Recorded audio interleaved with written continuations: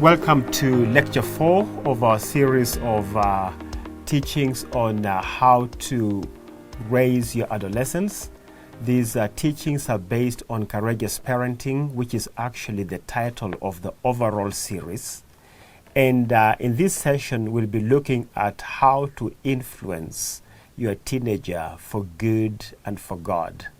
In the previous sessions, we saw how teenagers are influencing us and how frustrated some parents became as a result of that. But in this session, we'll be looking at different ways of communication and how to listen keenly and how to reach out to your teenager and begin to influence them for good and for God. Now, some parents have everything going really well in their home except for the one troublesome adolescent. And some of you were the troublesome adolescent in your days growing up. You were the perhaps quiet and withdrawn teenager that parents could never understand. Or perhaps you're the one who was loud and defiant and nobody wanted anything to do with you. Perhaps dad did not get along with you as a son in the home, and mom tried to do everything to reconcile the two of you. But that only resulted in dad and mom not getting along.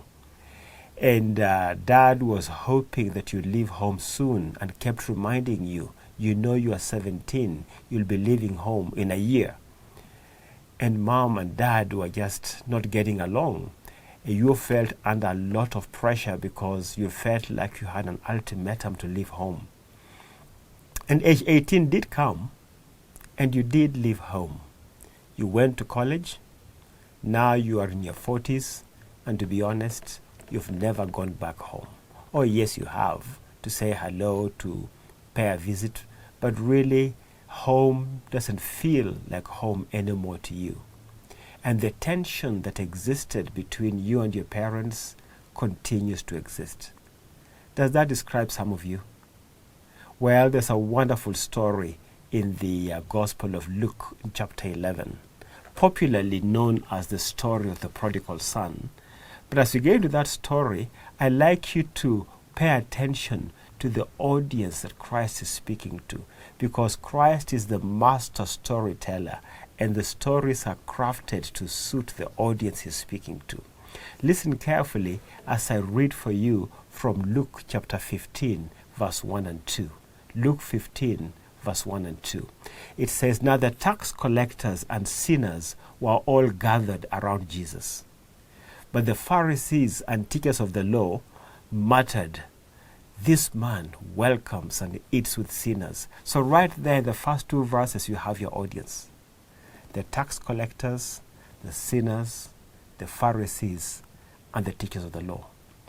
And Christ, in his unparalleled fashion, begins to give a story of the lost sheep and how a man who had 100 sheep and lost one of them left the 99 to go back and look for the lost sheep.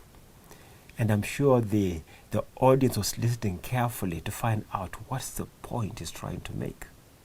And then he moved on and talked about the lost coin and how this woman swept the house, and when she found the coin, she went and celebrated, "I found my coin." And I'm sure the audience was listening even more keenly. And finally, he begins the story of what's been called the prodigal son. Of course, you understand that the subtitles in the Bible were not part of the inspired text. But that story actually begins by saying, there was a man who had two sons. That is Luke 15 from verse 11. So Christ is telling the story of a man who had two sons. Listen carefully as I read through this story, which most of you are familiar with, but I'm going to read it anyway, because there are points in this story that are very relevant for parenting. Verse 12 says, "The younger one said to his father, 'Father, give me my share of the estate, so that I could go off and start my own life.' So the father divided his property between them. Not long after that, the younger son got together all that he had, set off to a distant country, and there he squandered his wealth in loose living." Scripture goes on to say, after he had spent everything, there was a severe famine in that whole country, and he began to be in need. So he went and hired himself out to a citizen of that country who sent him to the fields to feed his pigs. Now you have to understand that feeding pigs, eating pigs, or association with pigs was taboo to the Israelite.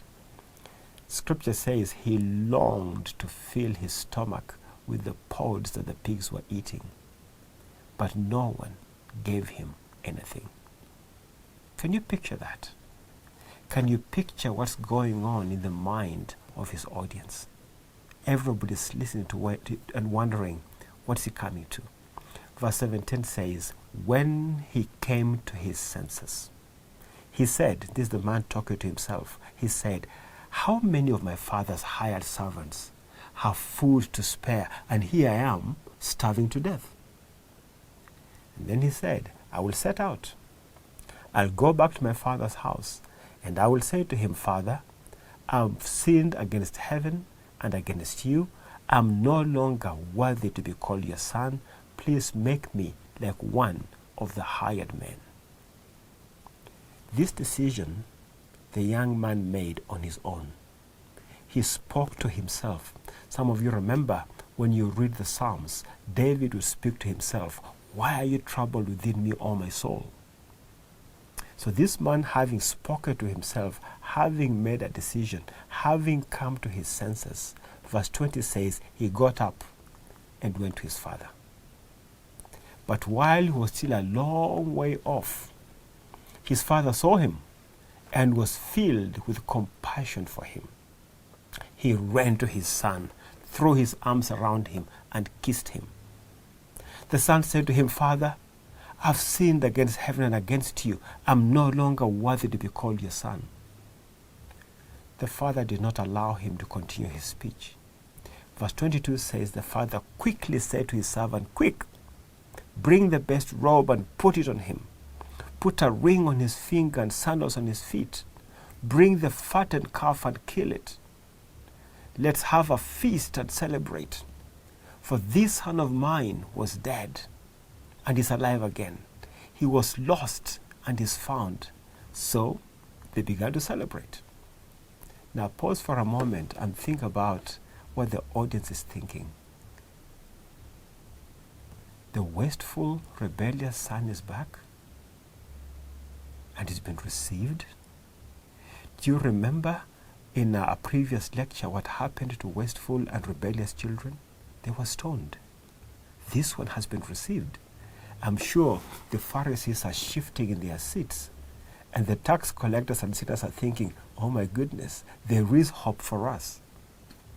Meanwhile, the older son was in the field. When he came near the house, he heard the music and the dancing. So he called one of the servants and asked him what was going on. Your brother has come, he replied, and your father has killed the fatted calf because he is back home safe and sound. The older brother became angry and refused to go in.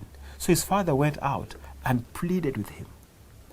But he asked his father, look, all these years I've been slaving for you, and you've never even given me a little kid to celebrate with my friends. But when this son of yours who squandered your property with prostitutes came home, you killed the fattened calf.